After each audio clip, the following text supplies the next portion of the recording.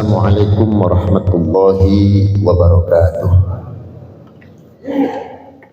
Bismillahirrahmanirrahim. Alhamdulillahi haqqa hamdih. Nahmaduhu subhanahu wa ta'ala hamdan yuwafi ni'amahu wa yukafi'u mazidah.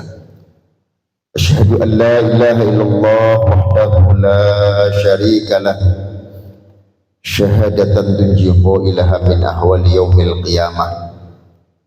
Wa asyhadu anna sayyidana wa nabiyyana Muhammadan abduhu wa rasuluh la nabiyya ba'dah. Allahumma salli wa sallim wa barik ala sayyidina Muhammad rasulillah wa ala alihi wa ashabihi wa man tabi'a sunnatahu wa jama'atah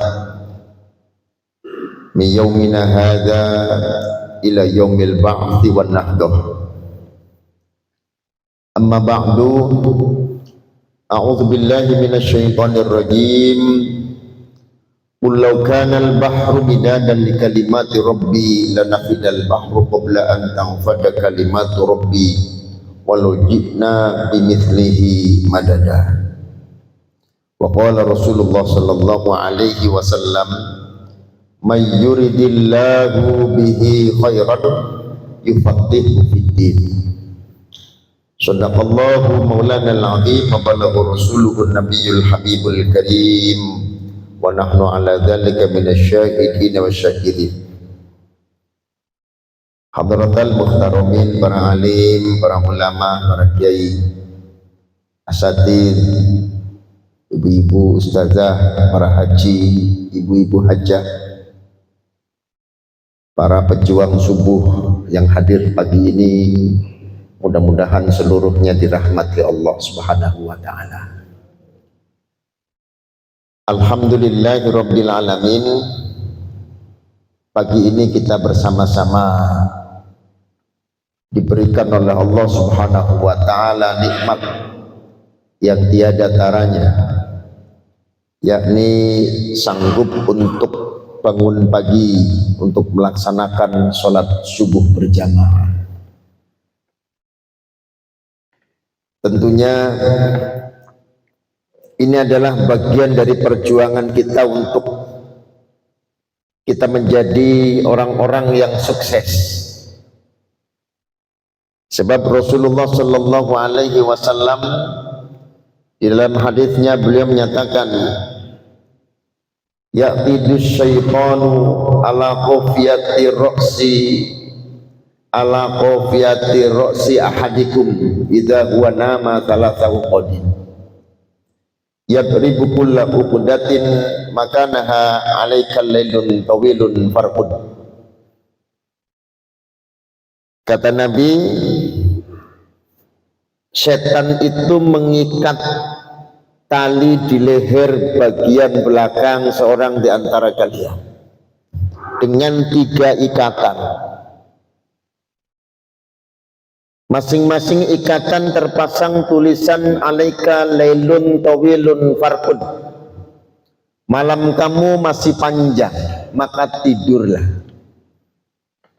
Inilah perangkat setan yang dipasang ketika kita merebahkan diri tidur malam. Mulai nempel sama bantal, setan langsung berbuat mengikat leher bagian belakang. Ya, leher bagian belakang ini dekat dengan otak besar. Diikat dengan 3 tali.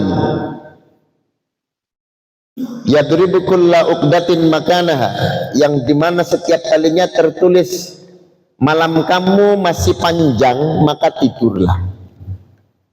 Malam kamu masih panjang maka tidurlah. Pantas kalau kita melek langsung pengennya merem lagi. Mata melek pengennya merem lagi. Kenapa pengen merem lagi? Karena yang ada di tulisan itu, malam masih panjang, udah tidur lagi. Berat.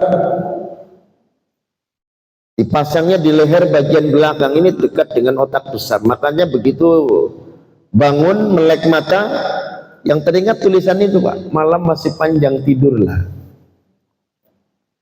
Fa in tawaddoa fa in dzakara fa in istayqadha wa dzakarallaha in halat uqdatun.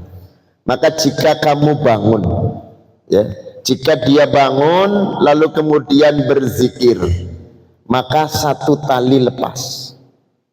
Bangun tidur bisa zikir, alhamdulillahilladzi ahyana ba'dama amatana wa ilaihin nusyur. Bangun tidur itu langsung ingat kepada Allah Subhanahu wa ta'ala. Kalau enggak ditunjukkan oleh Allah, dikasih taufik pertolongan dari Allah Subhanahu wa ta'ala, bangun langsung zikir susah. Biasanya bangun langsung nyari HP, bukan berzikir. Zakarallah, ketika berzikir maka satu tali lepas. Wa in tawaddo'a in halat uqdatun. Kalau dilanjutkan dengan berwudu, maka satu tali lepas lagi. Wa in shalla in halat uqdatun kulluha. Kalau sholat maka dia akan, maka tali tiga-tiganya itu lepas. 3 tali yang diikat oleh setan di leher bagian belakang itu lepas. Kata Nabi, fa asbaha nasiton thayyibal qalbi. Maka pastilah dia menjadi orang yang punya etos kerja, punya semangat, giat, rajin, dan hatinya bagus. Wa illa fa asbaha khabithan nafsi kaslana. Kalau tidak demikian, kalau tidak mau melakukan seperti itu, kata Nabi, maka jadilah ia orang yang pemalas dan kotor hatinya. Jadi ini anugerah besar dari Allah Subhanahu wa ta'ala ketika kita sanggup bangun pagi, diawali dengan zikir, dilanjutkan dengan berwudu, kemudian sholat, lepas 3 ikatan setan yang kemudian kata Nabi, pastilah kamu menjadi orang yang rajin, semangat, punya etos kerja, tidak menjadi pemalas. Jamaah sekalian rahimakumullah, beruntung hari ini, pagi ini kita duduk di sini. Masya Allah, Rasul menyatakan majlis sufikhin khairun min ibadati sittina sana. Majlis fikih, fikih itu artinya memahami agama. Majlis ngaji khairun min ibadati sittina sana, itu lebih baik daripada ibadah 60 tahun. Kalau kita hitung-hitungan Pak, umur 60 tahun itu ternyata Masya Allah. Kata Imam Al-Ghazali di dalam kitab Bidayatul Hidayah, beliau menyatakan, janganlah engkau tidur sehari semalam lebih dari 8 jam. Kenapa? Karena jika engkau tidur 8 jam, maka engkau telah menghabiskan 1/3 umurmu. 1/3. Kalau sehari semalam 24 jam dipakai tidur 8 jam, itu sama dengan 1/3 umur setelah dipakai oleh kita untuk tidur. Jika umurnya 60 tahun, maka berarti 20 tahun tidur. 20 tahun tidurnya, 60 tahun itu tidurnya 20 tahun. Dan tidur itu identik dengan kematian. Mati. Tidur itu mati.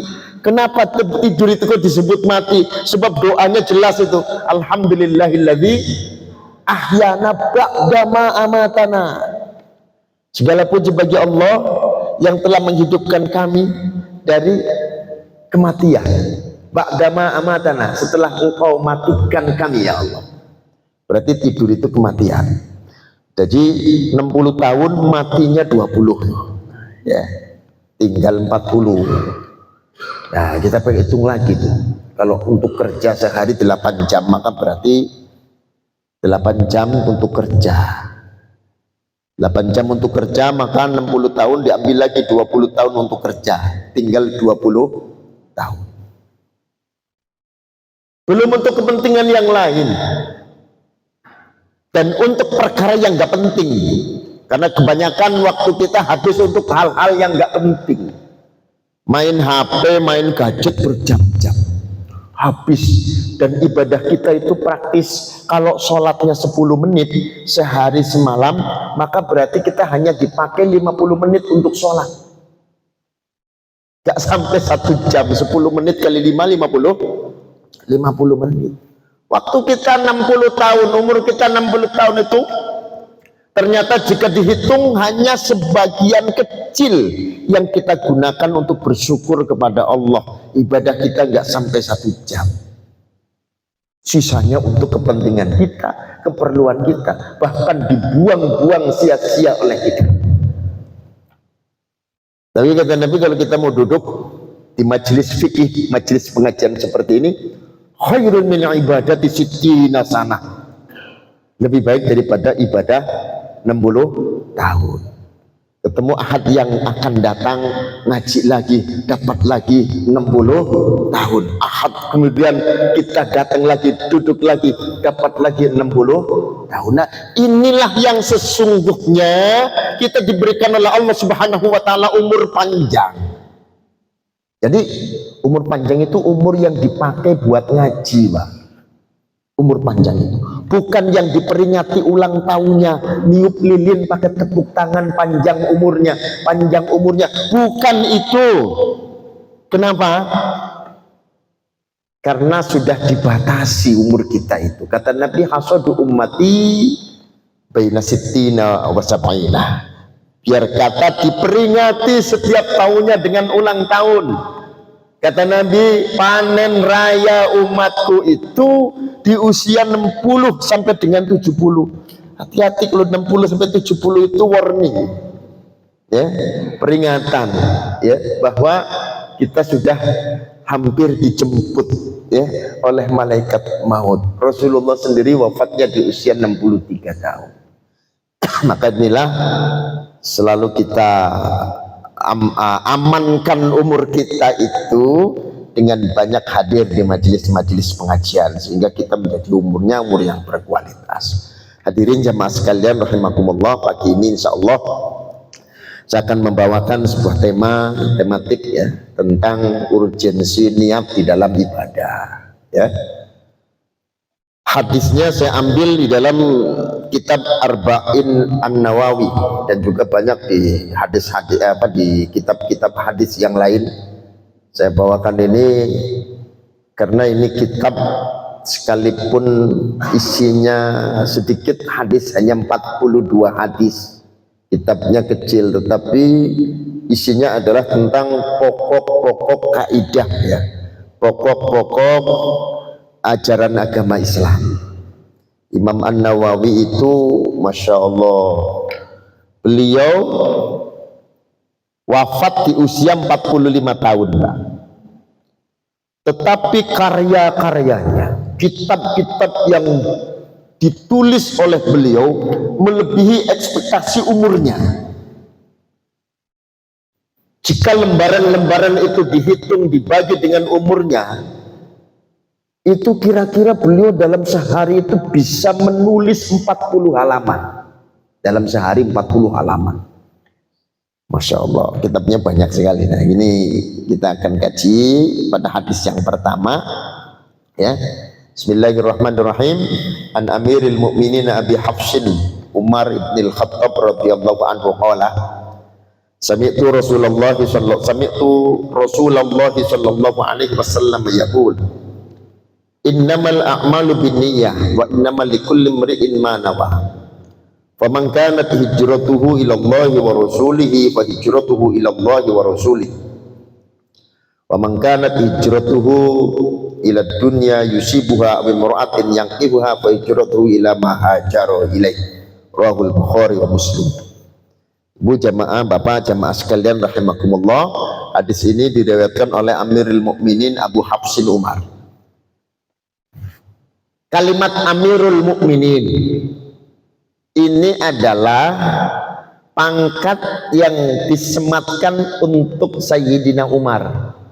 Jadi kalau menyebut Sayyidina Umar, mulai dari Sayyidina Umar seterusnya itu disebut Amirul Mukminin, bukan dari sahabat Abu Bakar. Kalau sahabat Abu Bakar itu Khalifatur Rasulillah, khalifahnya Rasulullah. Ketika Sayyidina Umar diangkat menjadi khalifah menggantikan Abu Bakar, para sahabat bingung untuk menyebutkan pangkatnya sebab terlalu panjang. Khalifati Rasulillah, khalifati Rasulillah kok sulit diucapkan, panjangan. Nanti kalau ada khalifah yang lain, khalifati Rasulillah. Akhirnya mulai Sayyidina Umar itu disematkan pangkat berupa kalimat Amirul Mukminin, ya, Amirul Mukminin. Kunyahnya Abu Hafsin, namanya Umar bin Khattab, lakabnya Al-Faruq. Orang Arab itu kalau ngasih nama itu 3, Pak. Pertama menyebutkan dengan kunyah, ya. Kunyah itu nama besar. Biasanya nama besar seseorang dikaitkan dengan nama anaknya. Kalau ada orang punya anak namanya Muhammad, nanti nama besar dia disebut Abu Muhammad, ya. Ada orang punya anak namanya Hafsah, ya, Hafsah.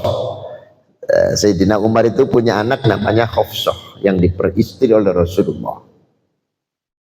Maka kunyahnya adalah Abu Hafsin. Abu Hafsin itu nama dari anaknya Sayyidina Umar bin Khattab yang bernama Hafsah. Umar itu nama aslinya, ya, al-ism. Kemudian lakabnya adalah Al-Faruq. Al-Faruq. Kenapa disebut Al-Faruq?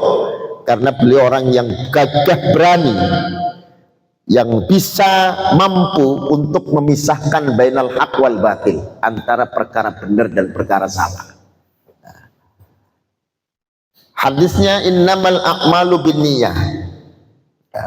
Sesungguhnya semua amal tergantung niatnya, ya, semua amal tergantung niatnya. Wa innamal likulli imri'in ma nawa, ya, dan setiap orang akan mendapatkan sesuai dengan apa yang ia niatkan. Faman kanat hijratuhu ilallahi wa rasulih fa hijratuhu ilallah wa rasulih. Maka barang siapa yang hijrahnya itu niatnya karena Allah dan Rasulnya, maka hijrahnya itu akan sampai kepada Allah dan Rasulnya. Faman kanat hijratuhu ila dunya, dan barang siapa yang hijrahnya itu ke menuju dunia, mendapatkan dunia, li dunia, untuk mendapatkan dunia, yusibuha awim ra'atin yang kihuha, atau untuk mendapatkan wanita yang akan dia nikahi, maka hijratuhu ila ma hajaru ilaih, maka hijrahnya akan sampai kepada apa yang dia niatkan, apa yang niatkan hijrahnya, apa yang dia tuju.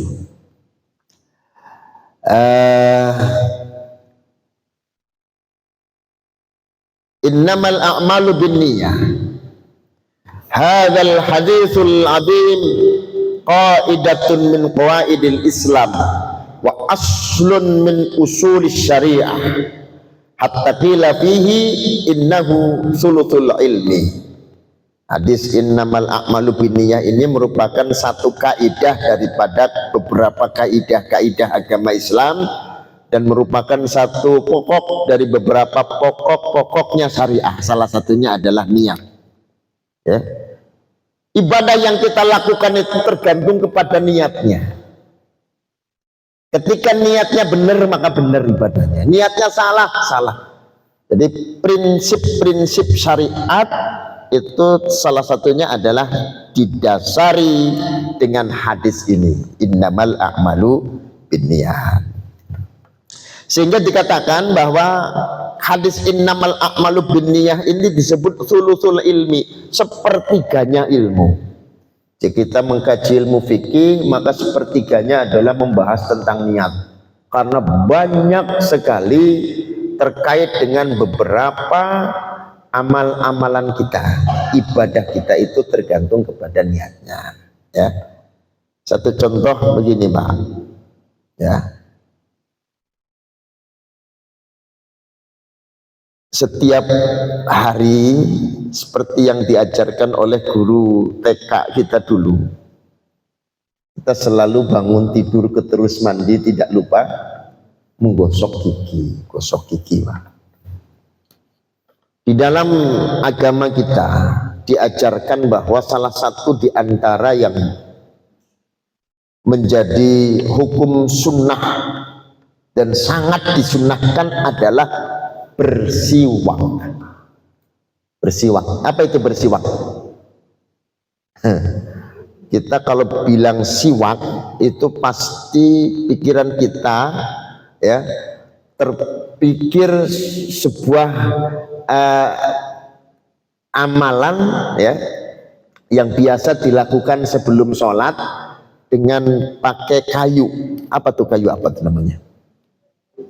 Nah, ini kayu siwak. Ini nyebutinya juga salah. Namanya kayu arok. Kayu arok. Siwak itu pekerjaannya. Kayunya namanya kayu arok. Kayu arak. Kayu arok, bukan kayu siwak, kayu arok.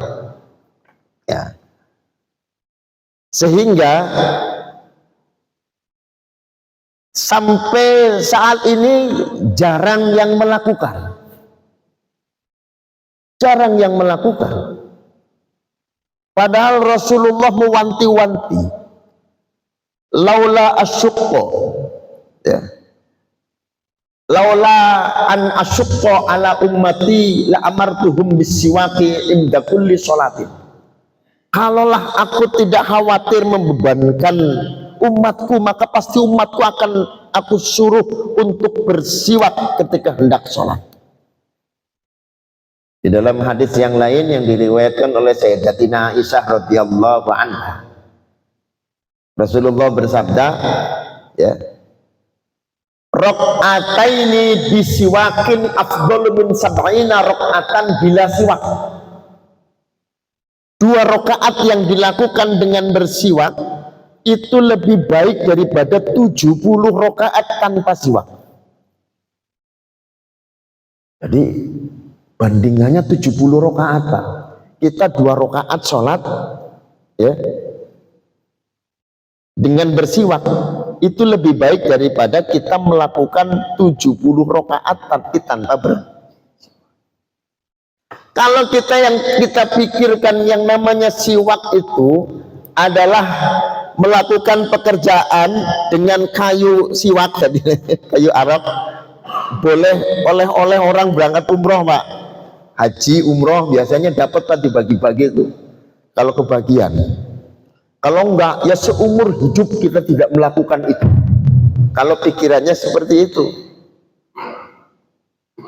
Padahal prinsip bersiwak itu adalah pekerjaan harian kita. Menggosok gigi pakai sikat odol itu juga bersiwak ya, bersiwak.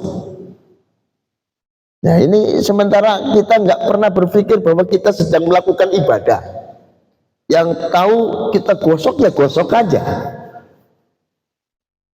Apakah kalau gosok gigi kita niat bersiwak? Tidak. Padahal innamal a'malu binniyah. Di dalam kitab Al-Bajuri ya, di juz 1 halaman 84, qauluhu wa yusannu ayyanwi ya bisiwaki sunnah bi ayyaqula nawaitul istiyaqa walau istaka ittifaqan min ghairi niyatin lam tahsulis sunnah fala thawabalah. Di dalam kitab Al-Bajuri ya, ini syarahnya kitab Fathul Qarib, qauluhu wa yusannu ayyanwi siwaka sunnata ya, kalimat disunatkan untuk berniat dalam siwak dengan hukum sunnah seperti dia mengatakan nawaitul istiyaka, saya niat bersiwak itu. Saya niat bersiwak dalam hati ketika menggosok gigi itu saya niat bersiwak sunnah karena Allah. Nawaitul istiyaka sunnatan lillahi ta'ala, saya niat bersiwak sunnah karena Allah ta'ala. Maka jika ada seseorang melakukan siwak ini berdasarkan ittifaq, kesepakatan ulama, bersiwak min ghairi niyatin, dengan tanpa niat, maka lam tahsulit sunnah, tidak mendapatkan kesunatan, fala thawabalah, dan tidak dapat pahala. Kita tiap hari sebenarnya melakukan itu, tapi kita nggak pernah niat. Sehingga ketika kita berpikirnya keliru bahwa yang namanya siwak itu pakai kayu arok tadi, digosok-gosok, dikantongin. Memang ini sunnah. Cuma tradisi kita kan nggak seperti itu, Pak. Ya, bawa kayu arok, kayu siwak bagus. Tapi dalam kalangan tertentu mungkin orang melihatnya jorok, gosok-gosok kantongin. Gosok-gosok kantongin. Orang Arab biasa kayak gitu. Sebenarnya kita juga kalau membiasakan ya bagus-bagus aja, tetapi untuk mendapatkan kayu arok itu susah. Padahal gosok gigi itu adalah siwak. Bedanya kita niat. Bahkan ketika ada orang yang melakukan siwak dengan kayu arok tanpa niat, padahal bener, Pak, kayunya bener itu. Ya, sunnah untuk pakai kayu arok, kayu siwak. Tapi tanpa niat, lam tahsulis sunnah, tidak mendapatkan kesunatan, fala thawabalah, dan tidak dapat pahala. Ya. Wa mahalu dzalika malam yakun fi timni ibadatin ka'an waqa'a ba'da niyatil wudu'i aw ba'dal ihrami bis sholati ala maqalah al alama ar-rabli fa illa fala yahtaju li niyatin li anna niyah ma waqa'a fihi syumlatuhu.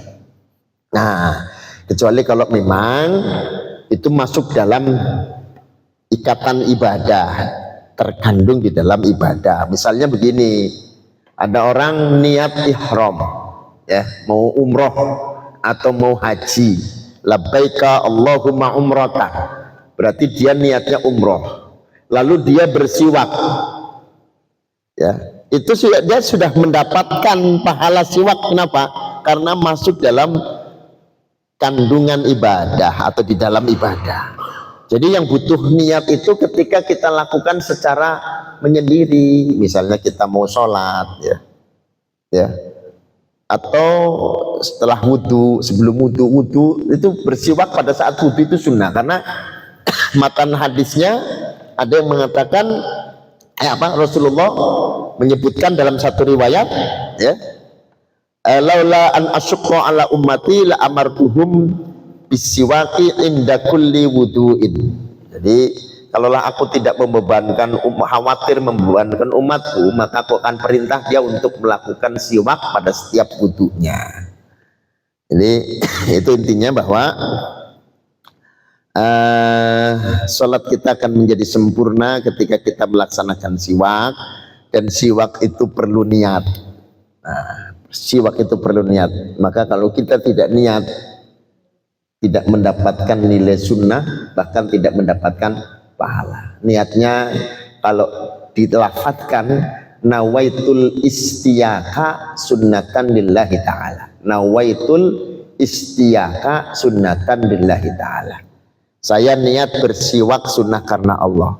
Yang jadi adalah niat yang ada di dalam hati kita. Jadi saya niat bersiwak sunnah karena Allah. Baik. Kemudian kita coba pada pentingnya niat ketika berwudu.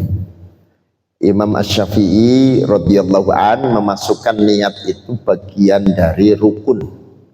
Rukun wudu adalah niat. Orang wudu tanpa niat tidak sah. Ya, makanya kalau yang ngaji dulu kitab Safinah, guru-guru kita itu ngajarin kita kalimatnya nawaitul wudu'a li raf'il hadatsil asghari fardhon lillahi ta'ala. Jamaah sekalian rahimakumullah, dalam hal niat wudu kita harus perhatikan, ini tergantung urgensinya. Sebab wudu kita itu ada beberapa macam. Yang pertama wudu karena hadas, batal wudu, kentut misalnya, buang hajat misalnya, senggolan bagi yang bermadhab Syafi'i, senggolan laki perempuan bukan mahramnya, menyentuh kemaluan, berarti itu berhadas. Ada kalanya wudu yang tidak karena batal, tetapi kita hendak melaksanakan tajdidul wudu, memperbaharui wudu. Wudunya belum batal tapi pengen wudu lagi. Pernah nggak kita? Pernah. Belum batal tapi wudu lagi. Yang ketiga, ada orang yang selalu hadas terus. Contohnya seperti apa? Seperti orang beser Pak, netes terus. Gimana dia? Ya hadas terus. Atau bagi ibu-ibu yang mengalami istihadah, haidnya kebablasan, ya, paling banyaknya haid adalah 15 hari, paling sedikit sehari semalam, umumnya 6 sampai 7 hari. Kebablasan lewat dari 15 hari, maka selebihnya itu adalah istihadah. Kita harus bisa membedakan niatnya, Pak. Ya. Kalau bagi yang hadas, ya seperti yang kita hafal, saya niat berwudu menghilangkan hadas kecil fardu karena Allah Ta'ala pada saat membasuh muka, ya. Oke, fatwa yang kan mutawaddi saliman la ilata bihi ayyadiyah ahada salah satu umurin. Kalau dia orang yang saliman, ya, yang normal, tidak ada penyakitnya, niatlah dengan 3 hal. Pertama, raful hadas awit toharoh adil hadas. Ini suci dari hadas, menghilangkan hadas satu. Kemudian bagi orang yang belum batal Pak wudunya, ya jangan disamain lah niatnya. Kalau saya niat berwudu menghilangkan hadas kecil, lah kan belum batal. Kok niatnya sampai niatnya dengan menghilangkan hadas kecil? Ya kalau memang belum batal, ya udah, nawaitul wudu'a fardun lillahi ta'ala, gitu aja. Saya niat berwudu fardu karena Allah Ta'ala. Orang belum batal, ya. Saya niat berwudu fardu karena Allah Ta'ala. Itu ayyan wiya fardul wudu'i o ada al wudu'i. Walaupun yang niat itu anak kecil, tetap kalimatnya nawaitul wudu'a fardun lillahi ta'ala. Kemudian kalau yang daimul hadas tadi, orang yang hadas terus, beser dengan segala jenisnya, beser kencing, beser kentut, jadi prat berhenti terus saja, nggak bisa nahan, kelepnya dol udah kelepnya udah dol itu. Orang yang seperti ini berarti dalam kondisi darurat, wajib sholat, wajib. Kalau mau sholat ya wajib wudhu. Tetapi ini syarat nih, orang yang beser atau ibu-ibu yang istihadah, ya, istihadah itu haidnya kebablasan waktunya, ya, darah penyakit, itu wudhunya harus setelah masuk waktu, tidak boleh sebelum masuk waktu sudah wudhu. Wudhunya harus setelah azan, setelah masuk waktu, ya, pakai pembalut, ya, pakai pempes misalnya, terus langsung wudhu kemudian sholat. Nanti ketemu waktu berikutnya, misalnya zuhur kita sudah wudhu nih, setelah masuk waktu wudhu terus sholat. Asar setelah azan masuk waktu asar wudhu lagi. Tidak boleh pakai wudhu yang tadi. Kenapa? Ya ini orang yang hadas terus. Jadi setiap masuk waktu wudhu, setiap masuk waktu wudhu, setiap masuk waktu wudhu, begitu. Nah, orang yang seperti ini niatnya adalah tidak lirafil hadas. Oh, hadasnya nggak bisa hilang kok. Orang istihadah, orang yang beser, hadasnya kan nggak bisa hilang. Orang kencing terus. Maka niatnya listibahatis sholati. Nawaitul wudu'a listibahatis sholati. Saya niat berwudu agar boleh melaksanakan sholat. Jadi sama kayak orang tayamum, ya, listibahatis sholati. Jadi itu orang ibu-ibu yang istihadah, ya, laki-laki yang beser, ya, biasanya karena ada penyakit prostat, ya, kencing terus netes terus, ya, itu wudunya niatnya listibahatis sholati. Saya niat berwudu agar boleh melaksanakan sholat. Kemudian begini, ini apa namanya, masih dalam seputar niat wudu. Di dalam kitab Kifayatul Akhyar dikatakan syaratul niyati al-jazmu. Syaratnya niat adalah harus ada kemantapan hati, ketetapan hati, al-jazm. Falau syakka fi annahu muhditsun fatawaddo'a muhtaqan summa tayaqqana annahu muhditsun lam yuqaddabu bi wudu'ihi alal asahhi li'annahu tawaddo'a mutaraddidan. Jika ada seseorang yang ragu-ragu, ya, apakah dia sudah batal atau belum? Ragu-ragu, Pak, mau wudu. Jadi kalau kita mau wudu itu harus ada ketetapan hati. Ketetapan hati itu artinya apa? Sudah meyakini batal atau meyakini belum batal. Itu harus ada ketetapannya. Mau wudu itu harus terpikir kita itu sebenarnya sudah batal atau belum. Maka jika ada orang yang ragu-ragu, misalnya ragu-ragu, mau wudu ragu-ragu, saya ini sudah batal apa belum?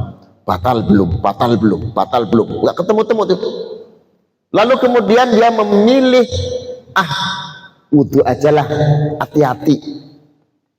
Setelah itu dia baru meyakini bahwa wudunya sebenarnya tadi karena batal. Orang yang seperti ini wudunya tidak sah. Berarti bagaimana? Ya gitu. Kalau mau wudu itu kita mesti yakin sudah batal atau belum? Belum batal. Jangan ada syak, ragu-ragu. Nah, ini kan kalau kita misalnya dalam posisi seperti ini kan bingung, Pak. Nggak selesai-selesai. Batal belum, batal belum. Ya sudah dibatalin aja. Dibatalin aja. Caranya bagaimana? Ya dicolek lah. Ya dicolek kan batal. Ya. Salah satu di antara yang membatalkan wudu adalah menyentuh kemaluan dengan telapak tangan bagian dalam itu tanpa penghalang. Ya. Kalau nyentuhnya pakai ini nggak batal. Kita nyentuh kemaluan tapi pakai ini tidak batal. Yang batal hanya ini. Kita nyentuh pakai ujung jari nggak batal, pakai pinggirnya nggak batal. Pokoknya hanya bagian dalam sini yang warnanya putih.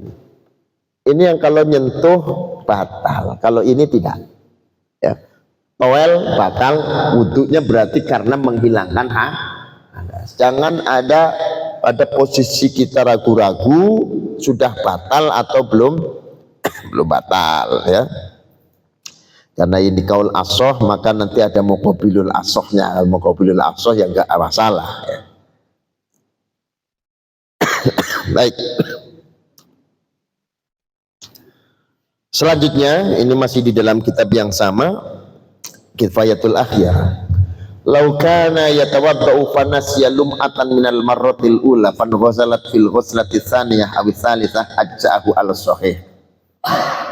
Bikhilafi ma idzan ghusalatil lum'atu fi tajdidil wudu fa innahu la yujzi'uhu ala sahih. Jika ada seseorang yang berwudu, ya, kemudian lupa terhadap satu bagian anggota wudu yang tidak terbasuh, lalu kemudian terbasuhnya pada basuhan yang kedua atau ketiga, maka itu sah-sah saja, ya, sah. Artinya kita wudu ketika membasuh tangan misalnya belum sampai sikut, lalu kemudian membasuh yang kedua, baru dibasuh sampai sikut, ya, atau terbasuh secara sempurna ketika basuhan yang ketiga baru rata semua. Kalau memang dia bukan orang yang melakukan tajdidul wudu, sah-sah saja. Tapi bagi orang yang tajdidul wudu, artinya tajdidul wudu itu orang yang belum batal wudunya, maka seperti itu tidak boleh. Orang yang tidak batal wudunya lalu wudu lagi, pada basuhan yang pertama itu mesti harus rata, nggak boleh disempurnakan dengan basuhan kedua atau ketiga. Jelas ya Bu ya? Ada namanya wudu tajdidul wudu, ada wudu karena hadas.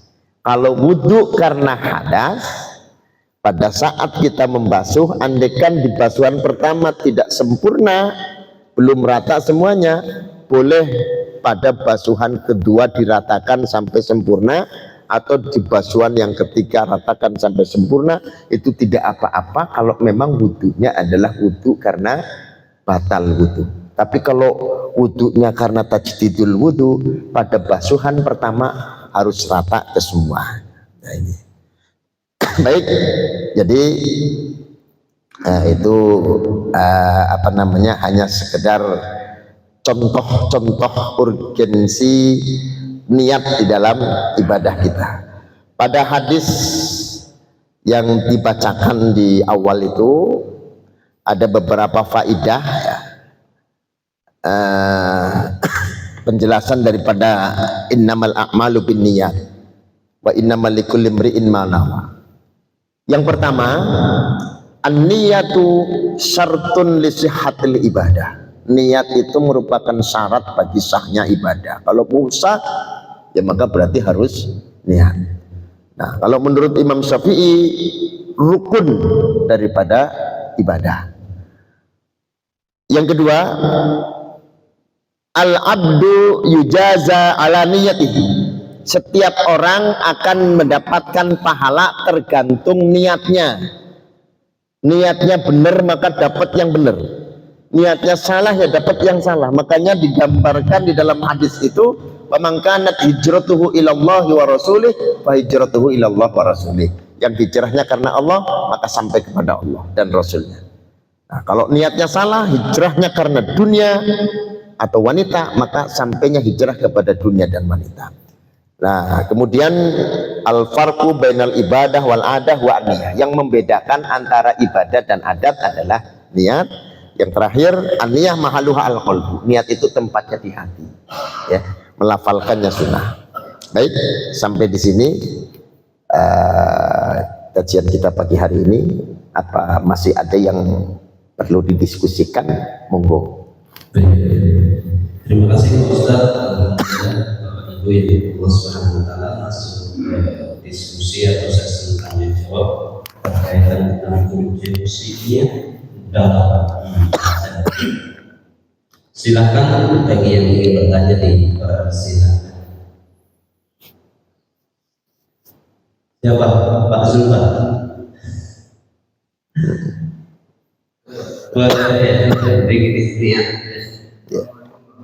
Waalaikumsalam warahmatullahi.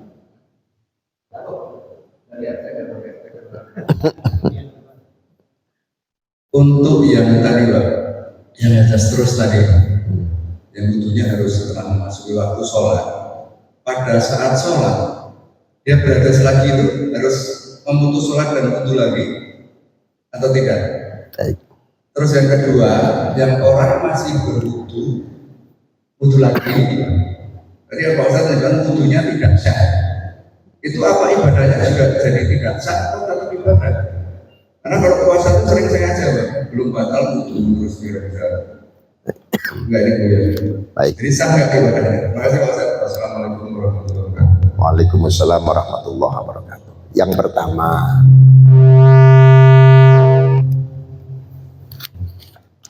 pertanyaan tentang orang yang beser ya Pak ya.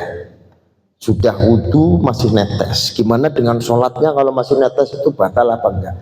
Ini namanya orang yang melakukan wudu karena darurat. Ya sholatnya juga darurat. Sehingga kalau ada orang misalnya tiba-tiba besernya sembuh, wudunya batal. Kenapa wudunya batal? Karena alasan mendapatkan keringanannya itu sudah hilang. Rukhsahnya hilang, keringanannya hilang, wudunya batal. Sama kayak orang tayamum, Pak. Tayamum karena nggak ada air. Tiba-tiba begitu habis tayamum hujan, batal tayamumnya. Karena daruratnya sudah menjadi hilang, sudah ada air. Gitu.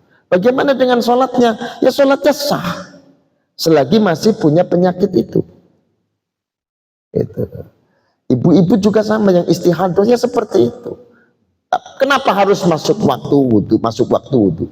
Ya ini karena dia disamakan dengan orang yang sucinya karena bersucinya karena tayamum. Tayamum kan gitu. Nggak boleh tayamum dipakai untuk beberapa fardu. Ya kalau sama sunnahnya nggak masalah. Tapi duhur ya untuk duhur saja. Asar untuk asar saja. Maghrib untuk seperti itu. Nah, kemudian yang kedua tadi, bagaimana kalau wudhu yang kedua itu tidak sah? Ya tidak sah. Maka berarti sholatnya juga tidak sah. Ketika wudhu itu dinyatakan tidak sah, maka sholatnya tidak sah. Makanya kita mesti tahu prakteknya. Ya. Kalau kita memperbaharui wudhu, ya bukan karena batal, sebaiknya setiap 1 kali basuhan itu rata. Karena begini Pak, gampang kok, gampang, nggak susah. Kalau tangan kita belum lepas dari anggota wudhu, maka tangan kita itu bisa meratakan ke semuanya. Asal jangan lepas. Kalau lepas nanti jadi basuhan kedua. Ya. Lepas tangan kita dari tangan misalnya tangan kiri nih untuk basuh tangan kanan, ya. Yang penting rata aja, ya. Gini, sekali ini harus sudah rata. Jadi hitungan 1 kali itu ketika tangan kita belum lepas dari anggota wudhu. Ketika membasuh muka juga begitu. Jangan begini. Ini berarti lepas ya. Ketika tangan kita masih menempel di anggota wudhu kita, itu berarti sudah dihitung ini 1. Kedua ketiganya menjadi sunnah. Tapi bagi orang yang wudhunya batal, misalnya tidak terbasuh rata di basuhan pertama, disempurnakan dengan basuhan kedua ketiga, itu boleh, nggak masalah. Bagi yang wudhunya karena batal. Jadi yang penting kita prakteknya tahu. Disebut 1 kali itu ketika tangan kita belum lepas dari anggota wudhu. 1 kali itu diratakan aja semua, udah. Nanti basuhan keduanya sudah. Maksudnya seperti itu Pak. Ya ini dalam rangka memperbaiki bagaimana tata cara wudhu kita yang benar. Sebab kita harus bisa membedakan antara wudhu karena batal dan wudhu karena tajdid, memperbaharui wudhu padahal belum batal.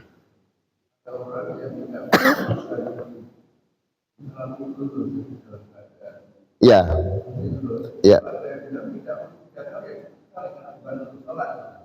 ya nggak masalah, karena memang kalau belum batal ya berarti masih suci. Ya wudhu saja nggak masalah. Ya 1 kali, apanya? Basuhnya boleh.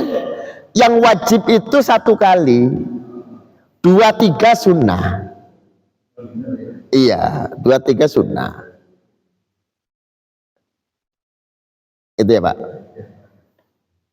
Iya, yang lain oke.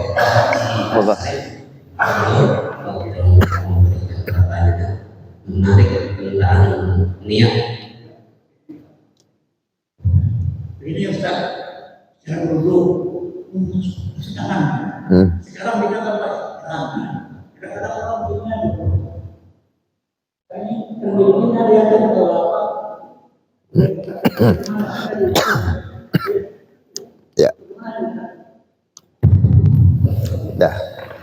Jadi bagusnya kalau kita wudhu sendiri, artinya melakukan pekerjaan sendiri, tidak minta tolong sama orang, maka membasuh tangan itu dari ujung jari sampai ke sikut, ya bagusnya gitu.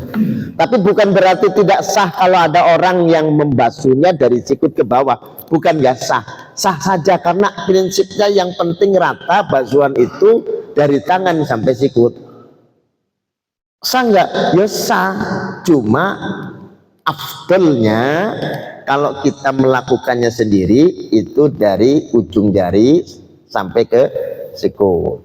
Ini. Tapi kalau kita minta tolong, ya minta tolong orang untuk mengucurkan, ya kita misalnya tidak ada keran, tetapi airnya sudah disiapkan di teko, ya di teko, di ceret, ya. Nah itu kita minta tolong orang untuk nuangkan air itu, maka yang bagus adalah menyiramkannya dari sikut ke tangan. Kalau kita minta tolong orang, sebab kita nggak boleh juga menyusahkan orang, sehingga membasuhnya supaya mudah. Dia mudah sih untuk membasuh dari sikut ke tangan. Kalau kita minta tolong. Tapi kalau kita wudhu sendiri, maka yang kita lakukan adalah membasuh tangan dari ujung jari sampai ke sikut begini. Jadi begini, ya. Dari enggak masalah, cuma bukan tidak mengikuti sunnah. Gitu aja. Tapi sangat, ya sah. Yang penting terbasuh semua, tangan sampai sikut, mau dimulai dari mana saja nggak ada masalah. Tapi kalau kita mau cari yang afdol, yang utama adalah membasuh tangan itu dari jari sampai ke sikut, mulainya. Itu Pak ya. Sudah? Baik. Ada lagi? Iya. Siap.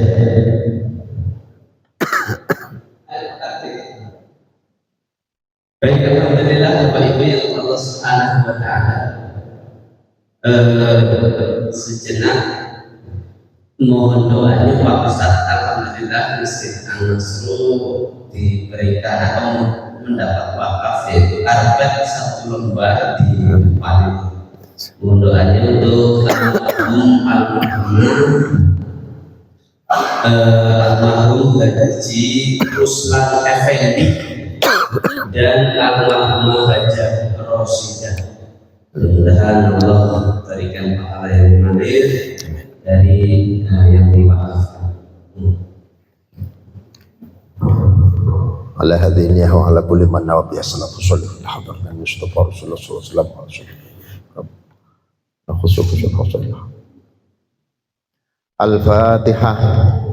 A'udzu billahi minasyaitonir rajim. Bismillahirrahmanirrahim. Alhamdulillahi rabbil alamin arrahmanir rahim maliki yaumiddin.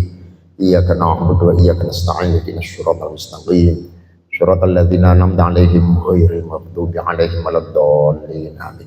Allahumma shalli wa sallim wa barik ala sayidina habibina wa syafi'ina wa karimina dhukrina maulana Muhammad barik wa sallim wa radiyallahu tabaraka wa ta'ala kulli sahabati rasul ajma'in.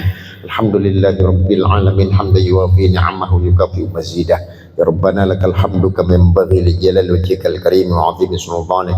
Allahumma sholli wa sallim wa barik ala sayyidina Muhammad sholatan tunjina biha min jamilah wal afat wa taqbilana biha jami'al hajat wa tutahhiruna biha min jami'is sayyiat wa tarfa'una biha 'indaka a'la darajat wa tuballighuna biha aqsal ghayat min jami'il khairati fil hayati wa ba'dal mamat. Allahumma ighfir lana dzunubana wa liwalidina warhamhum kama rabbana shughur jami'al muslimin wal muslimat wal mu'minina wal mu'minat al ahya'i minhum wal amwat. Allahumma ya man huwa fi qulubihi kain, ya man huwa fi ilmihi muhit, ya man huwa fi izzihi latif, ya man huwa fi lutfihi syarif, ya man huwa fi fi'lihi hamid, ya man huwa fi dzatihi qadim, ya man huwa fi manjadihi munir, ya man huwa fi 'ata'ihi katsir. Allahumma akrimna minka bi nuril fahmi wa akhrijna min dhulumatil wahmi warzuqna fahman nabiyyin wa hifdzal mursalin wa ilhamal malaikatil muqarrabin bi rahmatika ya arhamar rahimin. Allahumma ighfir lahum warhamhum wa'afihim wa'fu anhum wastur ibahum wa tub taubatahum wa taqabbal amalahum wa nawwir qabrahum waj'alil jannata ma'wahum wa madkhalahum. Rabbana atina fid dunya hasanah wa fil akhirati hasanah wa qina adzabannar. Sallallahu alaihi wasallam Muhammad wa ala alihi wa sahbihi wasallam. Walhamdulillahi rabbil alamin. Wallahul muwaffiq ila aqwamit thoriq. Wassalamualaikum warahmatullahi wabarakatuh. Waalaikumsalam warahmatullahi wabarakatuh.